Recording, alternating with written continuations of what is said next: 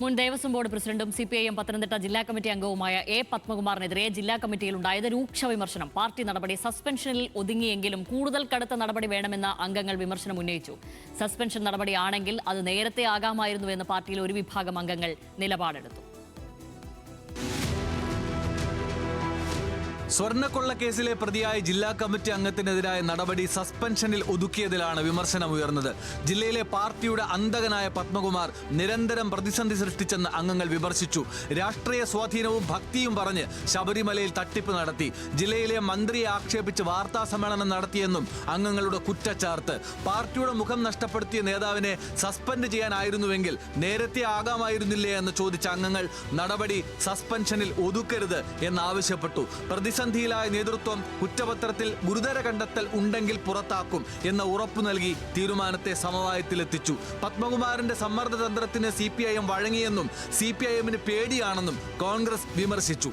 ഒരു പൂച്ച എലിയെ പേടിപ്പിക്കുന്നതിലാണ് കേരളത്തിലെ പോളിറ്റ് ബ്യൂറോ മെമ്പർമാരെയൊക്കെ പത്മകുമാർ ഇങ്ങനെ വരട്ടിക്കൊണ്ടിരിക്കുന്നത്. പത്മകുമാറിൻ്റെതായി പുറത്തു വരുമെന്ന് പറയുന്ന ഒരു ബോംബാണെന്നാണ് പത്രമാധ്യമങ്ങളെല്ലാം പറഞ്ഞത്. അപ്പോൾ ആ ബോംബിനെ തകർക്കാൻ വേണ്ടി പാർട്ടി ഒരു ബോംബ് പൊട്ടിക്കുമെന്ന് പറഞ്ഞിട്ട് ഇന്നലെ പത്തനംതിട്ടയിൽ ഒരു ഓലപ്പടക്കമാണ് പൊട്ടിച്ചത്.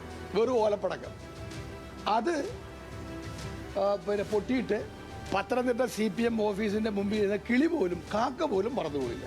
പാർട്ടിക്ക് പത്മകുമാറിനെ പേടിയില്ലെന്നും അച്ചടക്ക നടപടികളും നിയമ നടപടികളും അതിന്റെ വഴിക്ക് പോകുമെന്നും CPIMന്റെ കേന്ദ്ര കമ്മിറ്റി അംഗം PK ശ്രീമതി പറഞ്ഞു. പാർട്ടി എന്തിനാ പത്മകുമാറിനെ പേടിക്കുന്നത്? അതിൻ്റെ ഒരു ആവശ്യം എന്താ ഉള്ളത്? പത്മകുമാറിനെ സസ്പെൻഡ് ചെയ്യുക അതൊരു ശിക്ഷയാണ്. ഞങ്ങളുടെ ഭരണഘടന അനുസരിച്ച്, പാർട്ടിയുടെ ഭരണഘടന അനുസരിച്ച് പല വിധത്തിലുള്ള ശിക്ഷാ നടപടികളുണ്ട്. ആ ശിക്ഷാ നടപടികളിൽ ഒന്നാണ് സസ്പെൻഷൻ. ഏറ്റവും കടുത്ത നടപടി ഇപ്പോൾ എടുത്താൽ കുറ്റപത്രത്തിൽ ഗുരുതര കണ്ടെത്തലുകൾ ഇല്ലെങ്കിൽ തിരുത്താൻ കഴിയില്ല. ഈ പ്രതിസന്ധി മറികടക്കാനാണ് നിലവിൽ സസ്പെൻഷനിൽ നിർത്തിയത് എന്നാണ് ജില്ലാ നേതൃത്വത്തിന്റെ വിശദീകരണം. എന്നാൽ നടപടി ലഘൂകരിച്ചത് ആശ്വാസമെന്നും സമ്മർദ്ദ തന്ത്രങ്ങൾ ഫലിച്ചു എന്നുമാണ് പത്മകുമാറും സുഹൃത്തുക്കളും വിലയിരുത്തുന്നത്. ന്യൂസ് മലയാളം, പത്തനംതിട്ട.